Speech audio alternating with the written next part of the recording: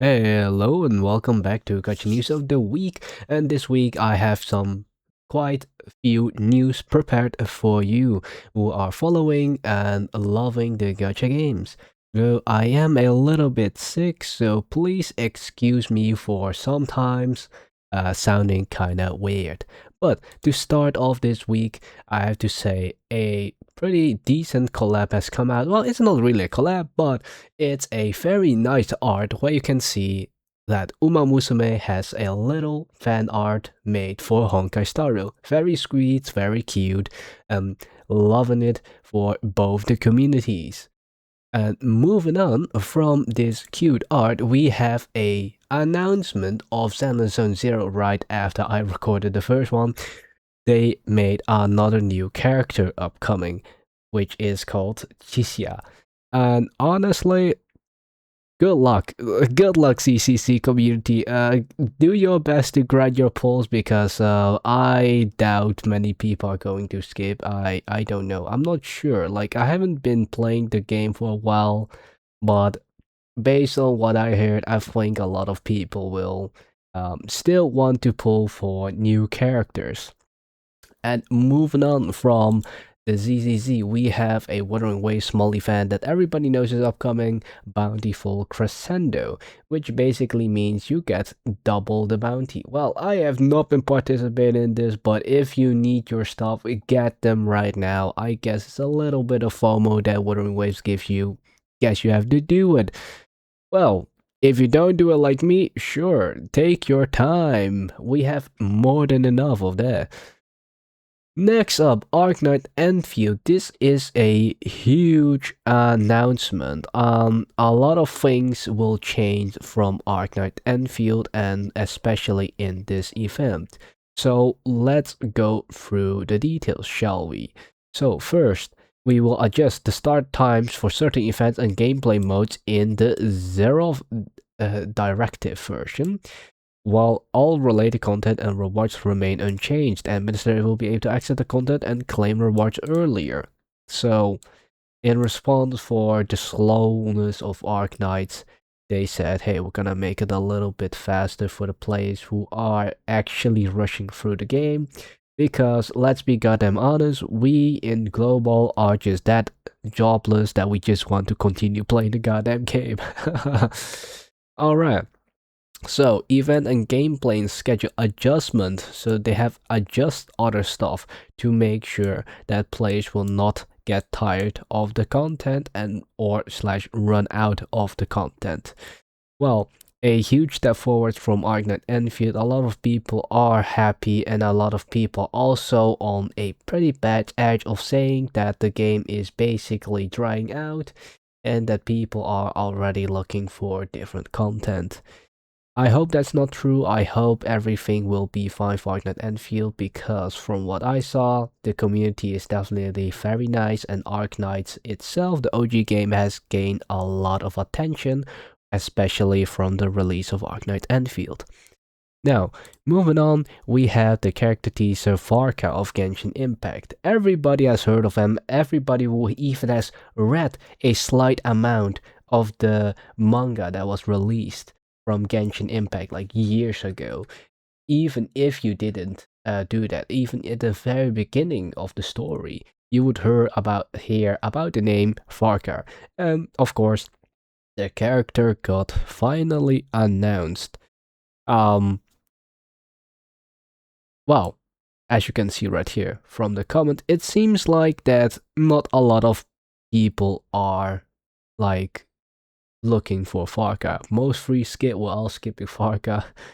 It is what it is. I see that it's quite mixed. It's quite mixed reaction of wanting to pull or not because I feel like that a lot of people from back in the day were always thinking that Farka may not be a playable character, but always like this one strong character in the lore and that you will never meet. But apparently here he is. Here he is standing in front of us, and everybody is just confused as I am, I guess. Now, moving on to the other game that has, well, started a closed beta recently. in this month, specifically NTE. So all I have to say is there's not major updates upcoming, nor have I seen any different content creators say anything about the game yet, or I have not researched that yet. Probably doing that next time. But a lot of time, posts for now from NTE themselves, as you can see, 16 hours ago from my side. They are still promoting their promotions. So I hope things are getting better. I hope they will get a lot more things done there, because right now I feel like everybody think it's a GTA but anime version. Now, moving on to the other game, Silver Palace, which has absolutely said nothing after the beta test. So I'm really concerned about what this is going to be. But as you can see, Silver Palace just communicates very, very little. And I hope that we're going to get some updates soon on them. Now, and here is the section that we're going to talk about the community. And this is absolutely a jaw dropper, I would say, because there was just some misconception about a character inside Arknights themselves, which honestly, if you don't care about the lore, you just don't care about the lore. But these Chinese players are absolutely wackadoodle and went ahead, analyzed the whole goddamn script for Teresa or Teresa. I don't know how to call her, I don't know how to pronounce her name, but they literally searched through the lore, like analyzed everything and talked about it on Bilibili, which was absolutely crazy. That's some dedication from the CN players right there. And the community seems to be even more tied together because of it. Now, move on to the next one. We're having a little bit of AI. I don't know what went through somebody's head, but what is this? This is a little bit stupid, is it not? Fucking a mascot driving on a three-wheeler? What is this? I don't know. It's not even a scooter. It's just some luggage driving against F1. Wow. Crazy AI, man. I don't know what the name of this AI is, but this is where our RAM goes to nowadays. And speaking about funny stuff, I don't know what's going on in the Uma Musume community, but this song has become a small little hit, including this Agnes Takyon animation, which every goddamn body has started to notice again. Once again, it's Agnes Takyon. Nobody will escape Agnes Takyon once you enter the Uma Musume community. This is just repeat on repeat, because I doubt you guys have not seen this one animation with this one peculiar song, which I'm not going to play because I'm not sure if that's like copyrighted or not. So yeah, it is what it is. But I think you've seen this many times over and over again. If not, this song has become quite a trend for other communities as well, so you might have already heard about it. Moving on. So this gacha content creator Sticks made a small little question of who do you think is the best female protagonist, or Lady Penguin got herself a GIF, which honestly, I don't know about you, but I can hear this GIF. I can hear it. It's a very funny GIF. I love what's going on. I love that people are having fun discussions over here. Definitely a majority of answer I saw was Rover, and some were even thinking out of the box and touched on Honkai Impact 3rd Kiana, which is very funny. Some went with Bell. It is what it is. There are some mixed feelings about here, but I love that people are at least discussing peacefully right here. Now, moving on to the story of 3.1 of Wuthering Waves. Guess what's going on? Apparently, this content creator Gigak, who is a anime commentator actually. So if you don't know him, that's fine, because I guess you are from the gacha community, but if you are also from an anime community, you would know Gigak. Um, he did not get paid for this. He just played the game, and 3.1 absolutely wrecked his ass with the story. I guess that just shows how good the story is for Giga. Because I have not played it yet myself personally. What do you guys think if you have played the story? I hope you have an amazing experience out there, because I'm definitely going to play it soon. Um, but yeah, apparently it has been absolutely amazing and a banger for everybody to play. I hope everybody is having fun out there, and I hope everything will be exactly what they said for the hype. If not, then I would say it may be overhyped, but if it was a good story, it's a good story. Now, moving on from how good the story was, this is absolutely crazy. 107 Chinese who are content creators sang the Star Torch Academy graduation song because the story was so touching. It's absolutely crazy for me to imagine that such an event happened just because how amazing one story is and how emotionally touching it was for the people. So I'm having very high expectations here. And I think so does the people who haven't played it yet too. Now, moving on, we have a little bit less of a good news. I wouldn't say so, but it is what it is, because look, we always have parody account. We always have account that are trying to rage bait, and account that are trying to well, try to stir up some controversies through the pod. Honestly, I would just recommend ignoring those accounts, but it is what it is. As you can see right here, this is a rage bait account. Um, I'm not sure how long they've been going on, but some people were saying, "Hey, you finally got the ban lifted" or something like that. But yeah, they came back, and the first thing they knew was absolutely rage bait the fuck out of other people.